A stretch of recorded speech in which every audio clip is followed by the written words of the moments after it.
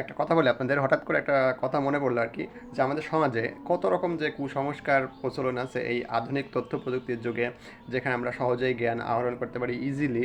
এটা এবং এমন সকল কুসংস্কার বিষয় যেগুলো দেখা যাচ্ছে যে হাস্যকর লাগে এখনও শুনতে। তার মধ্যে একটা কথা হচ্ছে যে অনেক ধরনের কথাই আছে, কিন্তু আমি যেহেতু ফুড এবং নিউট্রিশন নিয়ে পড়াশোনা করি, এই জন্য এই বিষয়গুলো আমার মাথায় হিট করে আর কি। যে অনেকে বলে সমাজে যে আনারস এবং দুধ দুইটা যদি একসাথে খাওয়া যায়, তাহলে এটা আমাদের পেটের মধ্যে যে নাকি বিষ হয়ে যাবে এবং আমরা এই বিষক্রিয়ায় মারা যেতে পারি। আহ, তো এটার কোনো সায়েন্টিফিক এভিডেন্স নাই। এটা নিয়ে অনেক কথাবার্তা হয়েছে এর আগেও, এবং অনেক জ্ঞানী গুণী ব্যক্তি, যারা সচেতন ব্যক্তি, তারা লাইভে সরাসরি আনারস এবং দুধ একসাথে পান করে তারা দেখিয়েছেন যে কিছুই হয় না।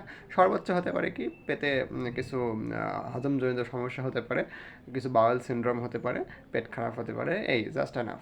এর বাইরে কিচ্ছু হবে না, মৃত্যু তো অনেক দূরের কথা।